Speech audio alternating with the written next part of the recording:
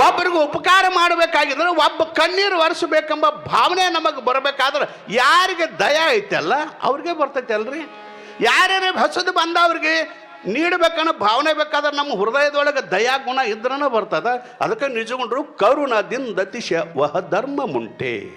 ಅದಕ್ಕಾಗಿ ದಯಾಗುಣ ಮೊದಲು ಸಂಪಾದನೆ ಮಾಡ್ಕೋರಿ. ನೀವು ಒಬ್ಬರ ಕಣ್ಣೀರು ನೋಡಿ ನಗಬೇಡ್ರಿ, ಒರೆಸುವಂಥ ವ್ಯವಸ್ಥೆ ಮಾಡುವಂಥ ಭಾವನೆ ದಯಾಗುಣ ನಮ್ಮಲ್ಲಿ ಬರುತ್ತದೆ. ಅದಕ್ಕೆ ಬಸವಣ್ಣ ದಯವಿಲ್ಲದ ಧರ್ಮ ಅದಾವು ದಯ.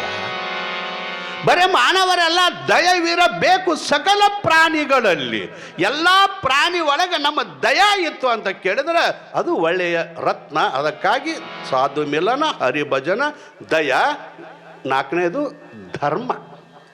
ಧರ್ಮ ಈ ಧರ್ಮದ ಗುಣ ಏನೈತೆ, ನೀವೇನು ಕೇಳಾಕೈತರಿ ದಾನ ಧರ್ಮವನ್ನು ಮಾಡ್ತಿರಲ್ಲ, ಇದು ನಿಜವಾದ ಧರ್ಮ. ಕರ್ತವ್ಯೋ ಧರ್ಮ ಸಂಗ್ರಹ. ಯಾವಾಗ ಹೋಗ್ತೀವಂತ ಹೇಳಿಲ್ಲ. ಅನಿತ್ಯಾನಿ ಶರೀರಾನಿ ವಿಭವೋ ನೈವ ಶಾಶ್ವತ. ಈ ಶರೀರ ಅನಿತ್ಯದ. ನೀ ಗಳಿಸಿದ ಸಂಪತ್ತು, ಸಿರಿ ಸಂಪತ್ತು ಯಾವಾಗ ಹೋಗ್ತದ ಅಂತ ಹೇಳಕ್ಕೆ ಬರುದಿಲ್ಲ. ಅದು ಅನಿತ್ಯದ, ಕರಿಗೆ ಹೋಗ್ತದ. ನಿತ್ಯಂ ಸನ್ನಿಹಿತೋ ಮೃತ್ಯು. ಏನು ಚಂದ ಬರ್ದಾರ್ರಿ. ನಮ್ಮ ಮೃತ್ಯು ದೇವತೆ ನಿತ್ಯ ದಿನಾಲು ನಮ್ಮ ಸಮೀಪ ಬರಾಕತ್ತಾಳ. ಎಷ್ಟು ವರ್ಷ ಆಗ್ಯಾವ್ರಿ ಅದು ಕೇಳಿದ ಕೂಡಲೇ ಅವ ಅಂತಾನ, ಏನ್ರಿ ಸ್ವಾಮಿಗಳ ನಾವು ಈಗ 80 ವರ್ಷ ನಾವು ಊರಾಗ ಹಿರಿಯ ಅತ್ತ. ನಾವು ಊರಾಗ ನಾನೇ ಹಿರಿಯರು, ನನಗೆ 80 ವರ್ಷ. ನಾ ಆತನು ಹುಚ್ಚದಪ್ಪ, ಹಿರಿಯ ಇದ್ದಿರ್ಬೇಕಲ್ಲ. ಕರೆ ನೀ ಮೊದಲಿಗೆ ನೀ ಹಿರಿಯ. ಅದಕ್ಕಂದ್ರೆ ಸಾಯಕ್ಕ ಹಿರಿಯ. ಯಾಕಂದ್ರೆ 80 ವರ್ಷ ಅದಾವಂದ್ರೆ ಇನ್ನು ಎಷ್ಟು ಹುಡ್ದಂಗೆ ಅದು ನಿನ್ನು. ಸುಮ್ಮನೆ ನೇಮಕ್ಕೆ ಈಗ ಯಾರು 80 ವರ್ಷ ಬದುಕುದಿಲ್ಲ. 100 ಅದಾವಂತ ಹಿಂಗೆ ತಿಳ್ಕೊಳ್ಳು ನಾವು. ಅದ್ರಾಗ 80 ವರ್ಷ ಅದಾವಂದ್ರೆ 20 ಹುಡ್ದಂಗೆ ಆತ್ಲ. ಮತ್ತು ನೀ ಹಂಗಿರ ಲಗುಟ್ಟು ಬಂದೈತೆ ಎತ್ತ ಕುನಿ ಇನ್ನು ಮನ್ಯಾಗ ನಾಳೆ ಕುನಿ ಸಮೀಪ ಬಂದದ. ಅದಕ್ಕಂತವ್ರು ನಿತ್ಯಂ ಸನ್ನಿಹಿತವ ಮೃತ್ಯು. ಈಗ ನಮ್ಮ ಆಯುಷ್ಯ ಹೊಂಟೈತಿ ಅಂದ್ರೆ ಹಂಗೆ ನಮ್ಮ ಮೃತ್ಯು ಸಾವ ನಮ್ಮನ್ನು ನುಂಕೋತ ಹೊಂಟೈತಿ. ಅದಕ್ಕೆ ಅವ್ರು ಹೆಸರ ಕೊಡ್ತಾರೆ ಕರ್ತವ್ಯೋ ಧರ್ಮ ಸಂಗ್ರಹ. ಧರ್ಮದಿಂದಲೇ ವಿಶ್ವಕ್ಕೆ ಶಾಂತಿ. ಧರ್ಮನ ನಮ್ಮ ಕೂಡ ಬರೋದೈತಿ. ಧರ್ಮವಂತರಾಗಿ ಬಾಳಬೇಕು. ಯಾವುದ್ರಿ ಇದು? 4ನೇ ರತ್ನ. ಇನ್ಯಾವುದ್ರಿ? ಉಪಕಾರ. ಉಪಕಾರ ಉಪಕಾರ ಅಲ್ಲ, ಉಪಕಾರ. ಮತ್ತೊಬ್ಬರಿಗೆ ಸಹಾಯ ಮಾಡಬೇಕೆಂಬ ಭಾವನೆ ನಿನಗಿರಬೇಕು. ಆದ್ಯಾಗ ಮುಳ್ಳು ಬಿದ್ದಿತ್ತಂದ್ರೆ ಅದು ತೆಗಿಯೋದು ಇದೊಂದು ಉಪಕಾರ. ಏನಾರು ಕೊಟ್ರಲ್ಲ ಅದು ತೆಗೆದೆ ಅಂದ್ರೆ ಉಪಕಾರ. ಯಾಕಂದ್ರೆ ನೀವು ಉಗಿ ಚಟ ಆಯ್ತಲ್ಲ ನಿನಗೆ. ನಾ ಹೇಳ್ತಿರ್ದೈತಿ ಮುಳ್ಳು ಚಟ ಐತೆ. ಅದು ತೆಗಿಯಾಕ ಆಗದಿದ್ರು ಕೊನೆಗೆ ಉಗಿದರೆ ಬಿಡಪ್ಪ. ಅದು ಒಂದು ಜಗತ್ತಿನಾಗ ನೀನು ಉಪಕಾರ ಅಂತ ತಿಳ್ಕೋರಿ. ಒಟ್ಟಾರೆ ನಮ್ಮ ಜೀವನದೊಳಗೆ ಪುಣ್ಯಾತ್ಮರೇ ನಾವೇನು ಅಂತ ಕೇಳಿದ್ರೆ ಈ 5 ರತ್ನಗಳನ್ನು ನಾವು ಜೀವನದೊಳಗೆ ಅಳವಡಿಸಬೇಕು. ನಿನ್ನೆ ನಮ್ಮ ಅವುಗಳಿಗೆ ಎಷ್ಟ ಸಂಬಂಧ ಇತ್ತು ಅದು ರತ್ನ. ಅವ ಮುತ್ತುಗಳು ಅವ್ರಿಗೆ ಅಟ್ಟ ಸಂಬಂಧ ಇತ್ತು. ಇವತ್ತು ಏನು ಅಂತ ಕೇಳಿದ್ರೆ ನಮ್ಮೆಲ್ಲ ಮಾನವ ಜನ್ಮ ಕುಲಕೋಟಿಗೆ ಈ 5 ರತ್ನಗಳೇನು ಅಂತ ಕೇಳಿದ್ರೆ ಭಾಳ ಅಪರೂಪವಾಗಿರುವಂಥ ರತ್ನಗಳದಾವ ಪುಣ್ಯಾತ್ಮರೇ. ಈ ರತ್ನವನ್ನು ನಾವು ನೀವು ನೆನಪಾದವನ್ರಿ. ಇವೆಲ್ಲ ನೆನಪಾಕಾವ ನಿಮಗೆ. ಏನು ದೊಡ್ಡ ಮಾತಿಲ್ಲ. ಎಂತೆಂಥ ಹೊಲಸು ಪದಗಳ ಬಾಯ್ಪಾಟ್ ಹಾಕಾವು. ಸಾಧು ಮಿಲನ, ಹರಿಭಜನ, ದಯ, ಧರ್ಮ, ಉಪಕಾರ. ಇವು 5 ರತ್ನ ನೀವು ಬಾಯ್ಪಾಠ ಬರೀ ಬಾಯ್ಪಾಠ ಮಾಡಬೇಡ್ರಿ, ಜೀವನದೊಳಗೆ ಅಳಿಸೊಂದೆ. ಅಂದ್ರೆ ಅಲ್ಲಮ್ಮ ಪ್ರಭು ಮಹಾಸ್ವಾಮಿಗಳತ್ತಾರ, ನಿಮ್ಮಂಥ ಶ್ರೀಮಂತರು ಯಾರಿಲ್ಲ, ನಿಮ್ಮಟ್ಟ ಸುಖಿಗಳು ಯಾರಿಲ್ಲ ಅನ್ನೋ ಮಾತನ್ನು ನಾ ಹೇಳಿದೆ. ಇದು 9 ದಿವಸದ ನಿಮಗೆ ನೆನಪಿರ್ಲಿಕ್ಕೂ 9 ದಿವಸದ ಸಾರಾಂಶ ಈ 5 ರತ್ನದೊಳಗದ ಪುಣ್ಯಾತ್ಮರೇ. ಈ 5 ರತ್ನಗಳನ್ನು ಯಾವ ಸ್ವಾಮಿ ಯಾವ ಬಂದಾನಂದ್ರು ಇವನು ಬಿಟ್ಟು ಹೇಳೋಕ್ಕಾಗೋದಿಲ್ಲಲ್ಲ. ಇವ ರತ್ನಗಳನ್ನು ವಿಂಗಡಣೆ ಮಾಡಿ ಹೇಳಬಹುದು ಹೊರತಾಗಿ ಈ ರತ್ನಗಳನ್ನು ಬಿಟ್ಟು ನಮ್ಮ ಜೀವನವಿಲ್ಲ ಪುಣ್ಯಾತ್ಮರೇ. ಅದಕ್ಕಾಗಿ ನೀವು ಈ 5 ರತ್ನಗಳನ್ನು ಎಲ್ಲರೂ ಸಂಪಾದನೆ ಮಾಡಿರಿ. ಇದರೊಳಗೆ ಈ ದೇವಿ ಪುರಾಣ ಇವೆಲ್ಲ ಅದರಾಗ ಬರ್ತಾವೆ. ನಾಮಸ್ಮರಣೆ ಅಂತಿಲ್ಲ, ಇವೆಲ್ಲ ಅದರಾಗ ಬರ್ತಾವೆ. ಈ ಅಮೂಲ್ಯವಾಗಿರುವಂಥ ರತ್ನವನ್ನು ಏನು ಅಂತ ಕೇಳಿದ್ರೆ ನೀವು ಅಲಂಕರಿಸಿದವಾದರೆ ಶ್ರೀಮಂತರಾಗ್ತೀರಿ ಅನ್ನೋ ಮಾತನ್ನು ಹೇಳ್ತಾ ಅಂತೂ ಇಂತೂ ಕೂಡಿ ಎಲ್ಲ ರಕ್ಕಸರು ಹೋದಂಗಾತು. ಹೌದಲ್ರಿ? ಎಲ್ಲ ರಕ್ಕಸು ಆದರಲ್ಲ ನೀವಾ ಬಡ್ದದಿ ಅಂದಿರಿ. ಮತ್ತೆ ಎಲ್ಲ ರಕ್ಕಸರು ಆದಂಗೆ ಆತ. ಕಾರಣ ಏನು ಅಂದ್ರೆ ನಮ್ಮಲ್ಲಿರುವಂಥ ಅವಗುಣಗಳೇನದಾವಲ್ಲ ಇವ ರಕ್ಕಸರು. ಮತ್ತೇನಿಲ್ಲ. ನಮ್ಮಲ್ಲಿ ಇರುವಂಥ ಅವಗುಣಗಳು ಏನದವಲ್ಲ, ಕೆಟ್ಟ ಗುಣಗಳು ಏನದವಲ್ಲ, ಈ ಅವಗುಣಗಳನ್ನು ಬಿಟ್ರಿ ಅಂದ್ರೆ ಇಷ್ಟ ಅವನು ಬಿಟ್ಟು ಬಿಡ್ರಿ, ಆ ತಾಯಿಯ ಕೃಪೆ ನಿಮ್ಗೆ ಸಹಜ ಆಗ್ತದ ಅಂದಾಗ ಈ ರಕ್ಕಸರನ್ನ ದೇವಿಯ ಮಹಿಮೆಯನ್ನ ಕೇಳಿದಂಥ ನಂದಿ, ಇದು ನೆನ್ಪಿಟ್ಕೋರಿ ಮೊದಲಿಂದು. ಯಾರು ಹೇಳಕತ್ತಾರ್ರಿ? ನಾನು ನಿಮಗೆ ಹೇಳುತ್ತೇನೆ, ಆ ಮಾತು ಬೇರೆ. ಪರಮೇಶ್ವರ ನಂದಿಗೆ ಮಾತಾಡ್ಯಾನ, ಅವನ ಕೇಳ್ಯಾನ, ಹೇಳಪ್ಪ ಅಂತ ಹೇಳಿದಾಗ 9 ದಿವಸ ಪರ್ಯಂತರ, ಇದು 10ನೇ ದಿವಸ, ಈ ಸಲ 10 ಬಂದಾವ, 10 ದಿವಸ ಪರ್ಯಂತರ ದೇವಿಯ ಮಹಿಮೆಯನ್ನು ಸವಿಸ್ತಾರವಾಗಿ ನಂದಿಗೆ ಹೇಳಿದಾಗ ಆನಂದ ಆಗಿಬಿಟ್ಟ. ನಂದಿ ಆನಂದ ಆಗಿ ಸಾಷ್ಟಾಂಗ ನಮಸ್ಕಾರ ಮಾಡ್ತಾನೆ. ಯಪ್ಪ, ನನ್ನ ಜನ್ಮ ಸಾರ್ಥಕ ಆಯ್ತು. ನಂದೀಶ ಅಂತಾನ ಪರಮಾತ್ಮ ದೇವಿಯ ಮಹಿಮೆಯನ್ನು ಕೇಳಿ ನನ್ನ ಜೀವನ ಯಾಕಂದ್ರೆ ನಂದಿಯ ದಿಶೆಯಿಂದ ಎಲ್ಲ ಜಗತ್ತಿನ ಮಂದಿಗೆ ಮುಟ್ಟುವಂಥ ವ್ಯವಸ್ಥೆಯನ್ನು ಪರಮಾತ್ಮ ಮಾಡಿದಾನ. ನಂದಿಯ ಯಾವುದು ಅಂತ ಕೇಳಿದ್ರೆ ಆ ತಾಯಿಯ, ಯಾಕಂದ್ರೆ ಒಂದು ಮಾತು ಹೇಳಿದಾರೆ ಅವ್ರ ತಾಯಿ ಕೊನೆಯದು, ಯಾರು ದೇವಿಯನ್ನು ಸ್ತುತಿ ಮಾಡ್ತಾರೆ, ಸ್ವತಃ ಹೇಳ್ಯಾರ ದೇವಿ ಅದನ್ನು, ಯಾರು ನನ್ನನ್ನು ಹಗಲು ರಾತ್ರಿ ಅನ್ನದೇ ಸ್ತುತಿ ಮಾಡ್ತಾರ, ಶಾಂಭವಿ ಶಾಂಭವಿ ಅಂತ ಭಯಭಕ್ತಿಯಿಂದ ಧ್ಯಾನ ಮಾಡ್ತಾರ, ಅವರ ಕಾಲಿಗೆ ಮುಳ್ಳು ನಟ್ಟಿದರ ಅಂದಾಳ. ಕಾಲಿಗೆ ಮುಳ್ಳದು ನಟ್ಟಿದ್ರ ನಾನ ಹೊಡ್ಕೊಂತ ಹೋಗಿ ಅವರ ಕಾಲು ಹಿಡಿದ ಮುಳ್ಳು ತೆಗಿತಾನಂತ ದೇವಿ ಮಾತು ಕೊಟ್ಟಾಳ. ಅಂದ್ರೆ ದೇವಿ ಎಂಥ ದಯಾಗುಣಳು. ದೇವಿಯಲ್ಲಿ ನಾವು ಹೇಳ್ಯಾವ, ನಾವು ಏನು ಅಂತ ಕೇಳಿದ್ರೆ ದೇವಿ ಪರಮಾತ್ಮ ದೇವಿ ಮಹಿಮೆ ಹೇಳಿದಿ, ದೇವಿ ಒಳಗೆ ಐಕ್ಯವಾಗುವಂಥ, ದೇವಿ ಒಳಗೆ ನಾನು ಐಕ್ಯ ಆಗುವಂಥ, ಅದಕ್ಕೆ ಏನಂದ್ರೆ ಮುಕ್ತಿ ಅಂತಾರ, ಜೀವನ್ಮುಕ್ತಿ ಅಂತಾರ. ದೇವಿಯೊಳಗನ ಪಾದದೊಳಗೆ ಒಂದಾಗುವಂಥ ವಿವರವನ್ನು ಹೇಳುವಂತ ಹೇಳಿದಾಗ ಅವರಂತಾರ, ಅದನ್ನು ಹೇಳ್ತಾನಪ್ಪ, ವಿರತಿ ಬಲಿಯಲು ಬೇಕು, ಜನಗಳ ಪರಿಚಯವಿಲ್ಲದಿರಬೇಕು, ಬಹು ಏಕಾಂತ ಇರಬೇಕು. ಬಹಳ ಚಂದ ಹೇಳ್ತಾನ ನಾವು. ವಿರತಿ ಅಂದ್ರೆ ವೈರಾಗ್ಯ ಬೇಕು, ಈ ಸಂಸಾರದ ವಿಷಯಗಳನ್ನು ದೂರಿಡುವಂಥ ವೈರಾಗ್ಯ ಬೇಕು. ಬಹು ಏಕಾಂತ ಇರಬೇಕು, ಮನುಷ್ಯನೊಳಗೆ ಈ ಎಲ್ಲ ವಿಷಯಗಳ ಶಬ್ದ ಸ್ಪರ್ಶ ರೂಪ ರಸ ಗಂಧ ಹೆಣ್ಣು ಹಣ್ಣು ಮಣ್ಣು ಅಂತ ಹೇಳ್ತೇವಲ್ಲ, ಇದರ ಆಸೆಗಳನ್ನು ಅಳಿದಿರಬೇಕು. ವಿರತಿ ಬಲಿಯಲು ಬೇಕು, ಬಹು ಏಕಾಂತವಿರಬೇಕು, ಬರುವ ನಿದ್ರೆಯ ತಡಿಬೇಕು, ಬರುವಂಥ ನಿದ್ರೆಗೂ ಒಳಗಾಗಬಾರ್ದು. ಅದೇನೋ ಐತ್ಲೆ, ಏನಪ್ಪ ಅದು ಹಾಡು ಐತ್ಲೆ, ಅದು ಚಂದ್ರ ಸೂರ್ಯರು ಬಂದು ನಿಂತರು ಮುಗಿಯಲಿಲ್ಲ ನಿದ್ದಿ. ಬರೀ ಬಿದ್ದ ಬಿಡುದಲ್ಲ, ಸ್ವಲ್ಪ ಜಾಗೃತವಾಗಿರುವಂಥ ಇಂಥ ಸಮಯದ ಮೇಲೆ ತಿತಿಕ್ಷ ಉಪರತಿಗಳನ್ನು ಹೇಳುವಂಥ ವ್ಯವಸ್ಥೆ ಅನ್ನೋದು ಅದು ಶಾಸ್ತ್ರ ಕಡೆ ಹೋಗ್ತದೆ, ಟೈಮ್ನು ಇಲ್ಲ. ಅಂಥ ಜೀವನ್ ಮುಕ್ತಿ ಸಿಗಬೇಕಾಗಿತ್ತು ಅಂದ್ರೆ ನಾವು ವಿವೇಕ ವೈರಾಗ್ಯ ಸಮಾಧಿ ಸಂಸಪ್ತಿ ಮುಮುಕ್ಷತ್ವವನ್ನು ಹೊಂದವಳು ಆಗಿದ್ದೀವಿ ಅಂತ ಕೇಳಿದ್ರೆ ನಮ್ಮ ಜೀವನ ಸಾಫಲ್ಯ ಆಗ್ತದ ಅಂಥೇಳಿ ಹೇಳಿದಾಗ ಎಲ್ಲ ದೇವತೆಗಳು ಕೈ ಮುಗಿದು ದೇವಿಯನ್ನು ಸ್ತುತಿ ಮಾಡ್ತಾರೆ. ಆಗೇನು ಅಂತ ಕೇಳಿದ್ರೆ ಎಲ್ಲರೂ ರಕ್ಕಸಗಳನ್ನು, ಯಾರ ರಕ್ಕಸರಿ? ಒಳಗಿರುವ ಅವಗುಣಗಳೆಂಬ ರಕ್ಕಸರನ್ನು ಹೊಡೆದಾಗ ನಮ್ಮ ಜೀವನ ಪಾವನ ಆಗ್ತದೆ. ಅದಕ್ಕಾಗಿ ಒಂದು ಹಾಡಿನ, ಯಾಕಂದ್ರೆ ಅವನು ಮತ್ತು ನಾಳೆ ಸಿಗೋದಿಲ್ಲ, ಒಂದು ಹಾಡಿನ ಮುಖಾಂತರ ನಮ್ಮ ಜೀವನದೊಳಗೆ ಏನು ಬೇಕ್ರಿ? ಒಬ್ಬ ಗುರು ಬೇಕು. ಜೀವನ್ಮುಕ್ತಿ ಬರ್ದಾರ ಲಾಸ್ಟಕ್ಕೆ ಅಧ್ಯಾಯ ಏನಂದ್ರೆ ಅದು ಜೀವನ್ಮುಕ್ತಿನ ಪಡಿಬೇಕು. ಆ ಜೀವನ್ಮುಕ್ತಿ ಸಿಗೋದಂದ್ರೆ ಯಾರಿಂದ? ಅದು ಗುರುವಿನಿಂದ. ಗುರು ತೋರಿಸದಲ್ಲದೆ ಕಾಣಿಸದನ್ನ ಸಾರಿ ಚೆಲ್ಲಿದೆ ಮುಕ್ತಿ. ಅದಕ್ಕೆ ಗುರುವಿನಿಂದ ಬೇಕು. ಎಲ್ಲರೂ ಗುರುವಿನ ಉಪದೇಶ ಪಡಿಬೇಕು. ಇದು ಸಂಸ್ಕಾರ. ಗುರು ಇಲ್ಲದೆ ಎಂಥವ್ರಿಗೆ ಮುಕ್ತಿ ಇಲ್ಲ.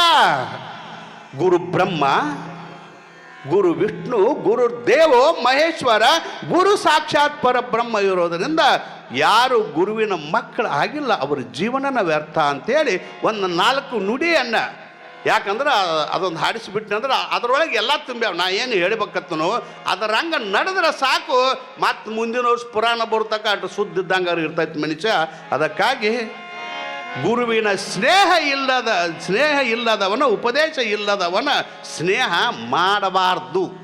ನೆನಪಿಟ್ಕೋರಿ. ಹಾಡಪ್ಪ, ಈ ಪುರಾಣ ಪ್ರವಚನ ಕೇಳೋದು ಅಷ್ಟೇನು ಸರಳ ಇಲ್ಲ. ಈಗ ಇಟ್ಟರೆ ಬಂದರೆ ಅಂದ್ರೆ ಈಗ ನಿಮ್ಮ ಪುಣ್ಯ ಅಲ್ಲಿ ಇದೆ, ನಮ್ಮ ಪುಣ್ಯ ಅನ್ನುವಂಥ ಕಾಲ ಬಂದೈತಿ. ಈಗ ಆಗೆಲ್ಲ ಹತ್ತಿದ್ರು ಸ್ವಾಮಿಗಳಿಗೆ, ಅಜ್ಜಾರ ನಿಮ್ಮಂಥವ್ರು ಸಿಗೋದು ನಮ್ಮ ಪುಣ್ಯ. ನೀನು ಯಾರೋ ಹೇಳಿದಾರಲ್ಲ ನಮ್ಮ ಶಾಸ್ತ್ರಿಗಳು ಹೇಳಿದ್ರು ಹುಣಸಾಳ ಸ್ವಾಮಿಗಳು 8 ಮಂದಿ ಕೂಡ್ರೆ ಅಟ್ಟಪ್ಪರು ಐತೆ ಎಲ್ಲ ಕರೆ ಏನು ಮಾಡೋದು ಈಗಿನ ಟಿ ವಿ ಯುಗದಾಗ ಮೊಬೈಲ್ ಯುಗದಾಗ ಅಲ್ಲೇ ಟಿ ವಿ ನೋಡ್ಕೊತ ಮನ್ಯಾಗ ಬೀಳ್ತಾವೆಲ್ಲ ಕರೆ ಇಲ್ಲಿ ಬರೋದು ನಾವು ಆ ಕಾಲ ಹೋಗಿಬಿಟ್ಟೈತೆ ಅಂತಾರೆ ಈಗ ಟಿ ವಿ ಯುಗದೊಳಗೆ ಮೊಬೈಲ್ ಯುಗದೊಳಗೆ ಈ ಸತ್ಸಂಗದ ಕಡೆ ಬರೋದು ಬಹಳ ಕಡಿಮೆ ಅದಕ್ಕೆ ನಾ ಅನ್ನಕತ್ತೇನೆ ಈಗಿನ ಕಾಲದಾಗ ಆಗಿನ ಕಾಲದಾಗಿತ್ತು ಅಜ್ಜಾರ ನಿಮ್ಮಂಥವ್ರು ಸಿಗೋದು ನಿಮ್ಮಂಥ ಪ್ರವಚನಕಾರ ಸಿಗ್ಬೇಕಾದ್ರೆ ನಮ್ಮ ಊರಿನ ಪುಣ್ಯಾರಿ ಎತ್ತಿದ್ರಾಗ ಈಗ ನಾವು ಅನ್ನೋದಾಗೈತಿ ನಮ್ಮ ಮಂದಿ ನೀವು ಕೇಳಕ್ಕೆ ಬಂದಿರೋದ್ರೆ ಇಟ್ಟರೆ ಮಂದಿ ಬಂದವ್ರೆ ನಮ್ಮ ಪುಣ್ಯಾರಿ ಏನೋ ಅಂತ ಕಾಲ ಬಂದುಬಿಟ್ಟೈತಿ ಈಗ ಅದಕ್ಕಾಗಿ ನಿಮ್ಮದು ಪುಣ್ಯ ನಮ್ಮದು ಪುಣ್ಯನ ಅನ್ಬೇಕಾಗೈತಿ ಯಾಕಂದ್ರೆ ಇಂಥ ಮಳೆ ಇದ್ದರೂ ಎಲ್ಲ ಊರಾನ ಮಂದಿಕ್ಕಿಂತ ಹೆಚ್ಚು ತೋಟದಾನ ಮಂದಿನ ನಮ್ಮ ಬರ್ತೀರಿ ನೀವು ಕೇಳಬೇಕು ಅನ್ನೋ ಇಚ್ಛಾ ಅಲ್ಲಿದ ಬರಬೇಕಾದ್ರೆ ರೊಜ್ಜ ಇದು ಆಯ್ತು ಆದರೂ ಅಂಥದ್ರೊಳಗೆ ಕೇಳಬೇಕೇನೋ ಹಂಬಲ ಐತಿಲ್ಲ ನನಗೆ ಭಾಳ ಖುಷಿ ಆಗ್ಯದ ಅದಕ್ಕಾಗಿ ನಿಮ್ಮೆಲ್ಲರಿಗೂ ಆ ಸದ್ಗುರು ಸಿದ್ಧಲಿಂಗ ಆ ತಾಯಿ ಶಾಂಭವಿ ಎಲ್ಲರಿಗೂ ಇಲ್ಲೇನು ಬಂದವ್ರೆ ಬರಲ್ದವ್ರಿಗೆ ಆಶೀರ್ವಾದ ಮಾಡೋದಿಲ್ಲ ನಾವು ಅವ್ರವ್ರ ಋಣ ಹತ್ತೀವಿ ನಾವು ಇಂಥದ್ದು ಮಾಡಿಕೊಂಡು ನಾವು ಕೇಳಬೇಕು ತಾಯಿ ಸೇವೆಯನ್ನು ಮಾಡಬೇಕು ತಾಯಿ ಮಹಿಮೆಯನ್ನು ಕೇಳಬೇಕು ಅಂತ ಹಂಬಲದಿಂದ ಬಂದಾರಲ್ಲ ನಿಮಗೆ ನನ್ನ ಧನ್ಯವಾದಗಳು ಹಾಗೂ ಸಿದ್ಧಲಿಂಗ ಶಾಂಭವಿ ಕೃಪಾ ಆಶೀರ್ವಾದ ಸದಾ ನಿಮಗೆ ಇರಲಿ ಅಂತೇಳಿ ಬೇಡ್ಕೊಂಡು ಇನ್ನೊಂದೇನು ಅಂತ ಕೇಳಿದ್ರೆ ಹೇಳೇನ್ರಿ ಹಾಂ ಸವಾಲಲ್ಲ ಈಗ ನಂದು ಹೇಳವನ ಇನ್ನು ಸವಾಲು ಬೇಕಾದ ಹೇಳಕ್ರಿ ನಮ್ದೊಂದು ಹೇಳ್ತೀವ್ರಲ್ಲ ಮತ್ತು ಇಟ್ಟು ನಾವು ನೀವು ಎಲ್ಲ ಒಂದು 10 ದಿವಸ ಕೂಡಿದೆ ಅಂದ್ರೆ ಒಂದು ನಮ್ಮ ಮಠಕ್ಕೂ ಬರ್ರಿ ಅಂತ ಹೇಳವಲ್ಲ ಹಾಂ ಮತ್ತು ಬರ್ತೀರಿ ಯಾವಾಗ ಜಾತ್ರೆಗೆ ಬರ್ರಿ ಜಾತ್ರೆ ಇನ್ನು 2 ತಿಂಗಳೈತೆ ಅದು ನಮ್ಮದು ಜಾತ್ರೆ ಭಾಳ ಅದ್ಭುತ ಜಾತ್ರೆ ಜನವರಿ 1, 2, 3 ಫಿಕ್ಸ್ ಅದ ಅದ್ರಾಗ ಒಟ್ಟು ಅಳಿಗಾಡೋದಿಲ್ಲ ನಮ್ಮ ಜಾತ್ರೆ ಜನವರಿ ಹೊಸ ವರುಷದ ಶುಭಾಶಯಗಳೊಂದಿಗೆ ಏನು ಹಾದು ಕೂಡಲೇ ನಾನು ಜಾತ್ರೆ ಇನ್ನು ಪತ್ರಿಕೆ ಪ್ರಿಂಟ್ ಮಾಡೋಕೆ ಹೋಗಿಬಿಟ್ಟಿರ್ತಾನ ನಾಳೆ ಹಬ್ಬದ ಅಮಾವಾಸ್ಯೆ ದಿವಸ ಅವು ಪತ್ರಿಕೆ ಬಿಡುಗಡೆ ಆಗ್ತಾವೆ ಜಾತ್ರೆ ಇವು ಪಟ್ಟಿ ಅದು ಮಾಡೋದಿರ್ತೈತಿ ಅದಕ್ಕಾಗಿ ಆ ಜಾತ್ರೆ ಪತ್ರಿಕೆಯನ್ನು ನಾ ಕಳಿಸ್ಕೊಡ್ತೀನೋ ಅದಕ್ಕೆ ನಮ್ಮ ತಾಯಿಗಳು ತಂದೆಯರು ಎಲ್ಲರೂ 3 ದಿವಸ ಬರಲಿಕ್ಕೆ ಬಿಡುವಾರಿ ಹಾಕಿ ಸೌಡಿಲ್ಲಲ್ಲ ನಿಮಗೆ 2 ದಿವಸ ಅರೇ ಬರ್ರಿ ಜನವರಿ 1, 2, 3 ಒಂದನೇ ದಿವಸ ಏನಂದ್ರೆ ಕುಂಭೋತ್ಸವ ಇರ್ತೈತಿ 2 ಕಿಲೋಮೀಟರ್ ಕುಂಭೋತ್ಸವ ಇರ್ತೈತಿ ಒಬ್ಬರು ಮಹಾತ್ಮರ ಮೆರವಣಿಗೆಯನ್ನು ಮಾಡ್ಕೊಂಬರ್ತೀವಿ 2ನೇ ದಿವಸ ತುಲಾಭಾರ ಕಾರ್ಯಕ್ರಮ ಕಿರೀಟ ಪೂಜಾ ಕಾರ್ಯಕ್ರಮ ತೊಟ್ಟಲ ಕಾರ್ಯಕ್ರಮ 1ನೇ ದಿವಸ ಈ ರೀತಿ ಎಲ್ಲ ಕಾರ್ಯಕ್ರಮಗಳು ಬರೀ ಪ್ರವಚನ ಅಲ್ಲ 20-25 ಮಂದಿ ಸ್ವಾಮಿಗಳು ದಿವಸ ಇರ್ತಾರೆ ಅವರೊಬ್ಬರು ಪ್ರವಚನ ಕೇಳೋದದ ಇವೆಲ್ಲ ಕಾರ್ಯಕ್ರಮಗಳು ಬೇಸರ ಆಗಲ್ದಂಗೆ ಪ್ರವಚನ 2 ಹೊತ್ತು ಟೈಮ್ದೊಳಗೆ ಪ್ರವಚನ ಇರ್ತೈತಿ ಜನವರಿ 1, 2, 3ನೇ ತಾರೀಕು ಮುಂಜಾನೆ ಪ್ರವಚನ ಕಿರೀಟ ಪೂಜೆ ಮುಗಿಸೊಂದು ತೇರಿನೋತ್ಸವ ಸಿದ್ಧಲಿಂಗ ರಥೋತ್ಸವ ತೇರಾಗ್ತದೆ ತೇರಾದಂಥ ಕಾರ್ಯಕ್ರಮ ಮುಕ್ತಾಯಗೊಳ್ತದೆ ಭಾಳ ಇಲ್ಲ 2.5 ದಿವಸ ಇದ್ದಂಗೆ ಅದು 3 ದಿವ್ಸಕ್ಕಂದ್ರೆ ನೀವು 1ನೇ ತಾರೀಕು ಚಂದಕ್ಕೆ ಬಂದ್ರೆ 2ನೇ ತಾರೀಕು ಇರೋದು 3ನೇ ತಾರೀಕು ಮಧ್ಯದಾಗ ತೇರು ಮುಗಿಸೊಂದು ಹೋಗೋದು ಇಟ್ಟು ಸುಲಭ ಕಾರ್ಯಕ್ರಮ ಇಟ್ಟೈತಿ ಇರಾಕದು ಎಲ್ಲ ವ್ಯವಸ್ಥೆ ಐತ್ರಿ ನೋಡಿ ಬಂದಾರ ಮನೆ ಅವ್ರು ರಮೇಶನ್ ಕರ್ಕೊಂಡು ಹೋಗಿದ್ನಿ ನೋಡಕ್ಕೆ ಬಾ ಮಂದಿನ ಕರ್ಕೊಂಡು ಬರ ಅವನಲ್ಲ ನೀವು ಜಗದೀಶ್ ಕರ್ಕೊಂಬರೋದ್ರ ಬರೀ ಬೈಲೊಂಗ್ಳು ಕರ್ಕೊಂಡು ಹೋಗ್ಕ ನಾವು ನಮ್ಮೂರ ಮೇಲೆ ಹಾಸಿ ಅದಕ್ಕೆ ರಮೇಶನ್ ತಯಾರು ಮಾಡೀನಿ ನನ್ನ ಕಡೆ ಮಠದ ಕಡೆ ಬಾನಿ ಎಲ್ಲ ಮಂದಿನ ಕರ್ಕೊಂಬರ ನಾವೆಲ್ಲ ರೂಮ್ಗಳ ವ್ಯವಸ್ಥೆ ಐತಿ ಚಳಿಗಾಲ ಇರೋದ್ರಿಂದ ಸ್ನಾನದ ಬಿಸಿನೀರಿನ ವ್ಯವಸ್ಥೆ ಮಾಡ್ತೀವಿ ಊಟದ ವ್ಯವಸ್ಥೆ ಹಿಂಗೆ ಇಟ್ಟಿರ್ತೀವಿ ನಾವು 24 ತಾಸು ಊಟ ಯಾಕಂದ್ರೆ ಪಂಕ್ತಿಗೆ ಹಿಂಗೆ ಬಿಟ್ಟು ಅಂದ್ರೆ ಇಷ್ಟ ಮಂದಿ ಇರೋದಿಲ್ಲ ಅದು 10-11 ಗಂಟೆಗೆ ಊಟ ಚಲೋ ಹೊತ್ತಂದ್ರೆ ರಾತ್ರಿ 12-1 ತನಕ ಊಟನೇ ಇರ್ತೈತೆ ಅಷ್ಟಾದಾಗ ಅದು ನಮಗೆ ಕಂಟ್ರೋಲ್ ಆಗುವಂಥ ವ್ಯವಸ್ಥೆ ಆ ಭಾಗದೊಳಗೆ ಸಿದ್ಧಲಿಂಗಪ್ಪನ ಜಾತ್ರೆ ಅಂದ್ರೆ ಅದ್ರ ಹೆಸರು ಅಪ್ಪನ ಜಾತ್ರೆ ಯಾರ್ದೈತ್ರಿ ಜಾತ್ರೆ ಅಪ್ಪನ ಅಂದ್ರೆ ನಿಮ್ಮ ಅಪ್ಪಂದ ಐತೆ ಅತ್ತ ಗುರುವಿಂದ ಐತೆ ಅತ್ತ ಆ ರೀತಿ ಅದಕ್ಕೆ ಹೆಸರು ಅಪ್ಪನ ಜಾತ್ರೆ ಅಂತ ಇಟ್ಟಿದ್ದೀವಿ ಅದಕ್ಕೆ ನಮ್ಮ ತಾಯಿಗಳು ತಂದೆಗಳು ಎಲ್ಲರೂ ಬರಬೇಕಂತ ಇದೇ ವೇದಿಕೆಯಿಂದ ತಮಗೆಲ್ಲ ಆಮಂತ್ರಣ ಕೊಡ್ತನು ಅದಕ್ಕಾಗಿ ತಾವೆಲ್ಲರೂ ನಮ್ಮ ಕಾರ್ಯಕ್ರಮಕ್ಕೆ ಬರ್ರಿ ಅಂತ ಹೇಳಿ ಇನ್ನು ಸವಾಲು ಮಾಡ್ತಾರೆ ಅವರಿಗೆ ನಮ್ಗೆ ಠರಾವಾಗಿತ್ತು ಮಂದಿನ ಕೂಡಿಸ್ಬೇಕ್ರಿ ಅಂದರು ಬಂದ್ರೆ ಕೂಡಿಸ್ತಾನಪ್ಪ ಅನ್ಯ ಆದರೂ ಕೂಡಿಸ್ತಾನ ಅನ್ನೋ ಧೈರ್ಯ ಹೇಳಿದ್ನ ಅವ್ರಿಗೆ ಮಾತ್ರ ಏನು ಹೇಳೀನಿ ಒಂದು ಸ್ಪೀಕರ್ ಸಟ್ಟ ವ್ಯವಸ್ಥೆ ಚಲೋ ಬೇಕನ್ನಿ ಸ್ಪೀಕರು ಚಲೋ ಕೊಟ್ಟಾನ 4 ದಿವಸ ಕೈ ಕೊಟ್ಟಾನ ನಾವು ಹೋಗ್ಯಾನ ಅದಲ್ಲ ಇದು ಇಂದ 2-3 ದಿವಸ ತೊಗೊಂಡು ಹೋಗ್ಯಾನ ಬೇರೆ ಅಪ್ಪಗಳ ಅವ ಅದಾವತಾನ ನಮ್ಮನ್ನು ನಾಟಕ ಮಾಡ್ಯಾನ ಊರು ತಿರ್ಗಾಡೋ ಮಂದಿ ನಾವು ಅವ ಅದಾವತಾನ ಅಂದ್ರೆ ರೊಕ್ಕ ಕೊಡೋಕ್ಕಿಲ್ಲ ಕಮಿಟಿ ಅವ್ರ ನನ್ನ ಮುಂದೆ ನಾಟಕ ಮಾಡ್ಯದ ಇರಲಿ ಅಂತೂ ಭಾಳ ಅದ್ಭುತ ತುಂಗಡದ ಸ್ಪೀಕರ್ ಅಂದ್ರೇ ಏನೋ ಒಂದು ಖುಷಿ ಬರ್ತೈತೆ. ಅವ ಅಷ್ಟು ಚಲೋ ಸ್ಪೀಕರ್ ವ್ಯವಸ್ಥೆ ಮಾಡ್ತಾನೆ. ಅದರ ಜೊತೆ ಏನು ಅಂತ ಕೇಳಿದ್ರೆ ವ್ಯವಸ್ಥೆ ನಮಗೆ ವ್ಯವಸ್ಥೆ ಇರಾಕ ಪಾಪ ಮೊದಲು ಇಲ್ಲೇ ಇಳಿಸಿದ್ರು ನಮ್ಮನ್ನು. ಅದು ಚಲೋನ ವ್ಯವಸ್ಥೆ ಇತ್ತು. ಆದರೆ ಏನಾಯ್ತಂದ್ರೆ ಪೂಜಾಕ್ಕೆ ಅದು ಸ್ವಲ್ಪ ರೂಮ್ ಸಾನದಿರೋದ್ರಿಂದ ಅವ್ರ ಮನೆಗೆ ಹೋಗ್ಬಿಡೋದು. ಅವ್ರು ನಮ್ಮನ್ನು ಬಿಡಲಿಲ್ಲ. ಯಾಕಂದ್ರೆ ಔಟಿ ಭಕ್ತರು ಸ್ವಾಮಿಗಳು ಅಂದ್ರೆ ಹುರುಪು ಭಾಳ ಅವರು. ಅಲ್ಲೂ ಆರಾಮ್ ಕಣ್ಣಿಗೆ ಅವ್ವ ಮಗಳ ಮಾಡಿ ಹಾಕ್ತಿದ್ರು, ತಿಂತಿದ್ವು, ಆರಾಮ್ ಇರ್ತಿತ್ತು. ಮತ್ತು ಊರಾಗಟ್ಟು ಇರ್ತಿದ್ವು, ಆರಾಮ್ ವ್ಯವಸ್ಥೆ ಮಾಡ್ಯಾರ. ಅದಕ್ಕಾಗಿ ಎಲ್ಲ ಒಳ್ಳೆಯದಾಗೈತಿ. ಅವ್ರು ಒಂದು ಥರ ಮಾಡಿದ್ರು, ಮಂದಿನೂ ಕೂಡಿಸ್ಬೇಕು. ಪಾಂಡು ಏನು ಥರ ಮಾಡಿದ್ರು ನನಗೆ, ಮಂದಿನೂ ಕೂಡಿಸ್ಬೇಕು, ಪಟ್ಟಿ ಹೆಚ್ಚಾಗಬೇಕು. ಕೊಡ್ಲಿಕ್ಕೆ ಏನು ಮಾಡಿಲ್ಲ. ಇನ್ನು ಇಟ್ಟು ಮಾಡ್ಬೇಕು ನೋಡ್ರಿ ನೀವು ಅಂದರು. ಬನ್ನಿ ಮಡಿ ಹೈತು, ಮಂದಿನ ಕೂಡಿಸೋ ಕಡಿಮೆ ಆತ. ಪಟ್ಟಿ ಕೇಣಿ ಈ ವರ್ಷದಕ್ಕಿಂತ ಕಡಿಮೆ ಆಗೈತಿ ಅಂದರು. ಇದ್ರಾಗಟ್ಟು ಮಂಡಬಾರ್ದಾರ ನೀವು 3 ಮಂದಿ ಚಲೋ ಅನ್ನ ಎಲ್ಲ ಕರೆ ಪಟ್ಟಿ ಕೊಡಾಕಟ್ಟು ಮಂಡದಾರ ನೀವು. ನನಗನಿಸ್ತದು ಪಟ್ಟಿ ದಾಟ್ ಆಗ್ಬೇಕದು. ಪಟ್ಟಿ ಹೆಂಗೆ ಕೊಡೋನು ಹೋತಾರೆ ಯಾರು ಗುರ್ತು. ನಮ್ಮ ಅವ್ವ ಕೊಡ್ದು ಇದು ಬಂದಾಗಿತ್ತು ಬಾ ಇಲ್ಲೇ ಇವ್ರ ಕೈಲೇನೆ ಹೆಸರು ಕೊಡ್ತೀನಿ. ನಿಮ್ಮ ಮಂದಿ ಕೊಡೋದಿಲ್ಲ ಇದು. ನಮ್ಮ ಅವ್ವ ಕೈಲಿ ಹೆಸರು ಕೊಡ್ತಿದ್ನ್ಯಾ. ಅದು ಏನು ಗೃಹಲಕ್ಷ್ಮಿ ಬಂದಾಗಿತ್ತಿಲ್ಲ ಅದು. ಮತ್ತು ಚಲೋ ಯಾವಾಗತ್ತೆ ಅವಾಗ ಕೊಡ್ರಿ ಬಾ. ಇರಲಿ, ಭಾಳ ಖುಷಿ ಆಗೈತಿ. ನೀವೆಲ್ಲರೂ ವ್ಯವಸ್ಥೆ ಮಾಡಿದ್ರಿ. ಇವತ್ತು ಸವಾಲು ಐತಿ. ನಾ ಯಾಕೆ ಪಟ್ಟಿದ್ದು ಹೇಳಿನಂದ್ರೆ ಪಟ್ಟಿ ಕಡಿಮೆ ಮಾತು ನೋಡ್ರಿ ಅಂದ್ರೆ ಅವರು ನನಗೆ ಅಸಹ್ಯ ಮಾಡ್ರಿ. ಅವ್ರು ಸುಟ್ಟಟ್ಟಿಗೆ ಬಂದ ಪಟ್ಟಿ ಎಲ್ಲ ಕಡೆ ಹೋದರೂ ಸತ್ಯವಾಗಿ ಹೇಳ್ತಾನೆ 2 ಲಕ್ಷ ಗಟ್ಟಲೆ ಪಟ್ಟಿ ಹೆಚ್ಚಾಗೈತೆ ಎಲ್ಲ ಕರೆ. ಇಲ್ಲಿ ಕಡಿಮೆ ಮಾತು ಅಂದಾಗ ನನಗೆ ಒಂದು ನಮೂನೆ ಅಸಹ್ಯ ಇರಿಸ್ತು. ಅದಕ್ಕಾಗಿ ಕೊನೆಗೆ ಅದನ್ನೊಂದು ರೂಪಕರೆ ತರೋದಾದ್ರೆ ಈಗ ಸವಾಲು ಮಾಡಿದಾಗಾರ ಈಗಾರ ರೂಪಕ್ಕೆ ತರ್ತಾರೇನೋ ಅಂತ ನಿಮ್ಮ ಮೇಲೆ ಆಸೆ ಇಟ್ಕೊಂಡು ಅವ್ರಿಗೆ ಮಾತು ಕೊಡಾಕೈತೆ. ಇನ್ಯಾ ಅವ್ರು ಮೊದಲ ಟರವ್ ಮಾಡ್ಯವ್ರು ಪಟ್ಟಿ ಹೆಚ್ಚಾದ್ರೆ ಮತ್ತೆ ಯಾವಾಗಾರ ನಿಮ್ಮನ್ನು ಕರೆಸ್ತು. ಭಾಳ ಕೈತಿ ಅದು ಮಂದಿ. ಪಟ್ಟಿ ಹೆಚ್ಚಾದ್ರೆ ನಿಮ್ಮನ್ನು ಯಾವಾಗಾರ ಪಟ್ಟಿ ನಾವು ನಿಮ್ಮ ಮತ್ತೆ ಯಾವಾಗಾರ ನಿಮ್ಮ ಊರಿಗೆ ಬರ್ಬೇಕಾದ್ರೆ ಅಷ್ಟು ಹೆಚ್ಚ ಸವಾಲ್ದಾಗರೆ ಅದನ್ನಟ್ಟು ವ್ಯವಸ್ಥೆ ಮಾಡಿರಿ. ಅದಕ್ಕೆ ಭಾಳ ಸುಂದರವಾಗಿ ನಮ್ಮ ಜಗದೀಶ್ ಆಗಲಿ, ಪಾಂಡವರಾಗಲಿ, ಈ ರಮೇಶ್ ಇವರೆಲ್ಲ ಅದಾರ. ಇವರು ಹನುಮಂತ ಇವರೆಲ್ಲ ವ್ಯವಸ್ಥೆ, ಇವ್ರ ಹೆಸರೆಲ್ಲ ಗೊತ್ತಿಲ್ಲ. ಸ್ವಾಮಿಗಳು ನಮ್ಮ ಕಾರ್ಯಕರ್ತರು ಕಾರ್ಯವನ್ನು ನಡೆಸೋರು ಭಾಳ ಅದ್ಭುತವಾಗಿ ಸೇವಾಭಾವದಿಂದ ಎಲ್ಲ ಮಾಡಿದ್ದಾರೆ. ಎಲ್ಲರಿಗೂ ಸದ್ಗುರು ಸಿದ್ಧಲಿಂಗ ಶಾಂಭವಿ ಒಳ್ಳೇದು ಮಾಡಲಿ ಅಂಥೇಳಿ ನಾನು ಮಾತು ವಿರಾಮ ಮಾಡ್ತೇನೆ. ಓಂ ಶಾಂತಿ. ಅದಕ್ಕೆ ಸನ್ಮಾನ ಮಾಡಿಬಿಡ್ರಿ. ಧನ್ಯವಾದಗಳು.